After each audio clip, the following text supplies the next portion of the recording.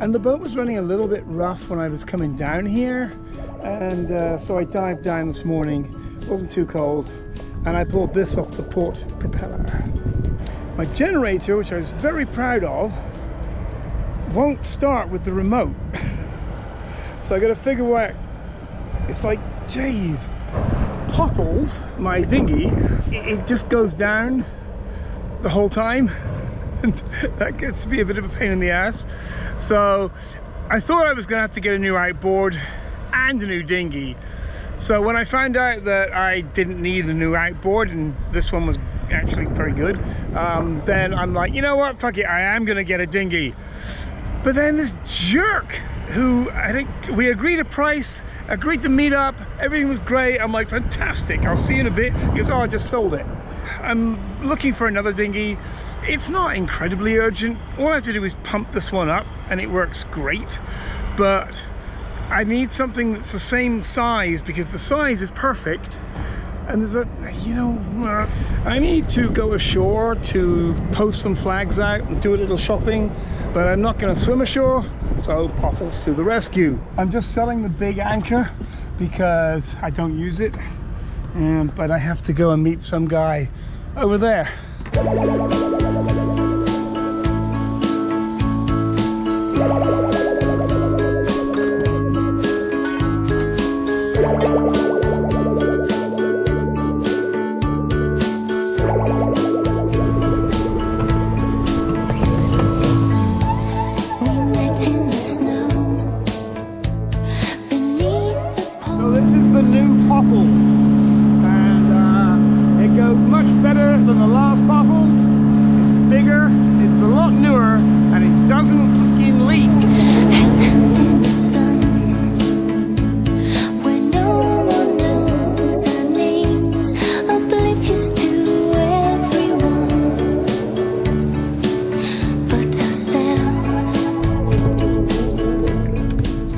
Figured out that the choke wasn't working properly, and if you can see this is the choke, that's choke on, and that's choke, no, so that's choke off and that's choke on.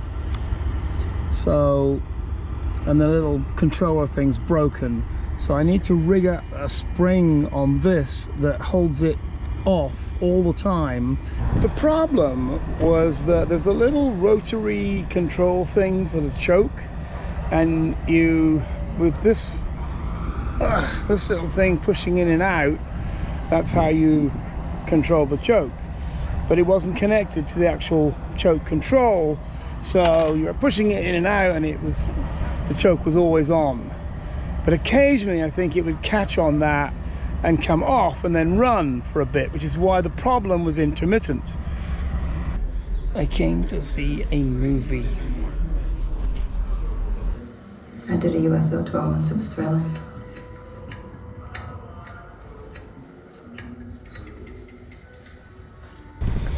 This is me trying to fix an outboard motor.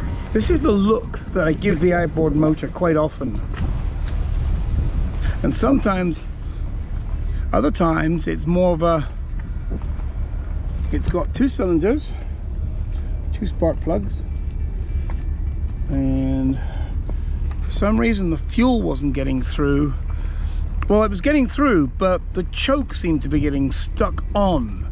So what I've done is I put a spring here which pulls the choke off all the time. And now I'm going to build a little pull thing. I put a little wire around it so that I can pull the choke on, but the second I let that little thing go, it releases the choke, and then the engine should spring into life. Well, it's not really fixed, but it might work. There's a spring here, and then there's this that I fashioned from a zip tie. So if you pull it like that, the choke goes on, and then you let go and the choke goes off. So it might work. So this is the moment of truth. I've got everything set up. This is my janky, like MacGyver choke. The on-off switch doesn't work, the stop switch doesn't work. I've had to reroute the fuel and put a little pump in it. Let's see if it works.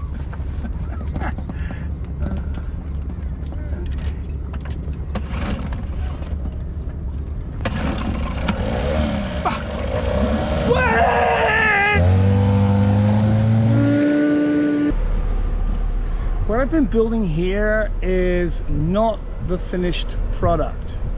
This is a proof of concept.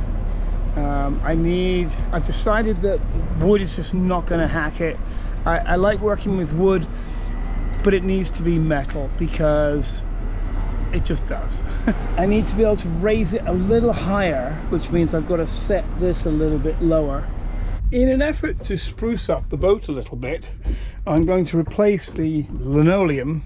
I've already pulled it out, and it had been there for years, so it needed fixing.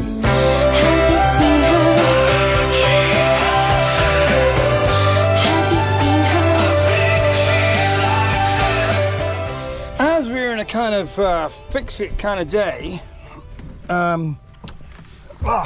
hang on. I can show you up here actually. Sorry about this. This is my Autopilot here, and I don't know if you can see it, but it says I'm extreme right rudder, but actually the rudder is centered. So something's wrong. So I called up Ray Marine, and I got to speak to someone called Ray, and he's like, okay, you need to check the sensor, the hardware at the end. And so we've gone into here, and I found a loose wire here. And if that wire is not supposed to be loose, so I'm gonna try and fix that, and then try and restart the system and see if it works. It's difficult to figure out. There's not much space in here. Okay. Fuck.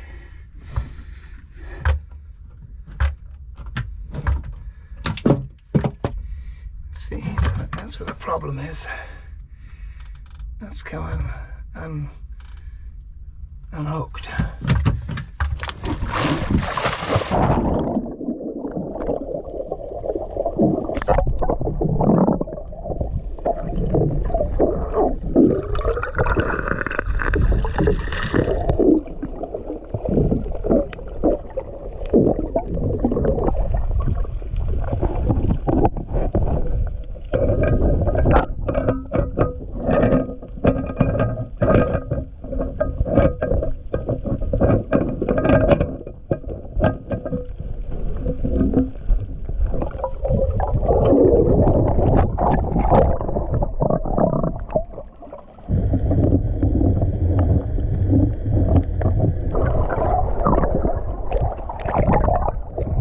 I did see a friendly flag flying as I was coming in, and it's a couple I've never met before, so it's really good to see that.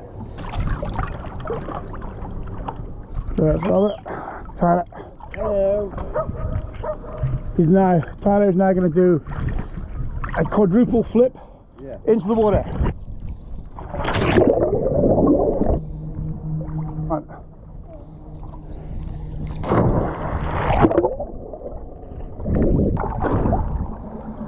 I'm just glad I remembered to put the ladder down.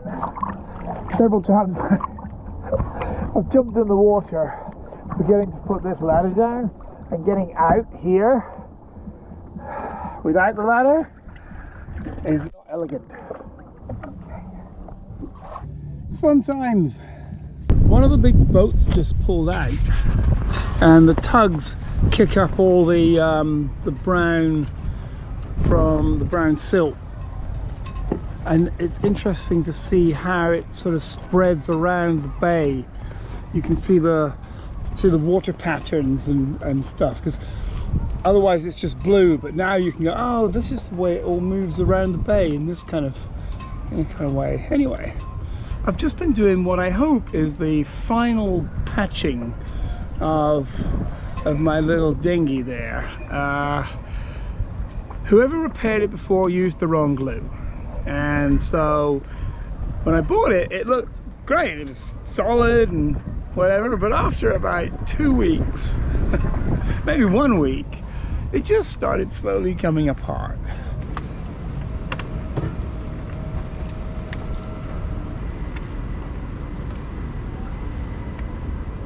I almost fixed it, but I can't quite get the pulleys right. For the past few days, the backyard out here has looked a little bit like a battleground. You can see it's just a big old mess, and it's because I've been trying to make these davit things, and I've had to multiple variations and stuff, and I finally got it close to right. I mean, it's still zip tied and stuff because I need to move things around a bit, and I don't want to drill a ton of holes in the boat and realize it's in the wrong place. So I've done it in a really kind of Heath Robinson way, and it works now. And I finally figured out a way of making being able to pull the boat up, and I think it's good now. I'm sure there will be problems, but for now it works, and that's all that freaking matters. And here are my friends from Trinity. See? Progress! Say goodbye.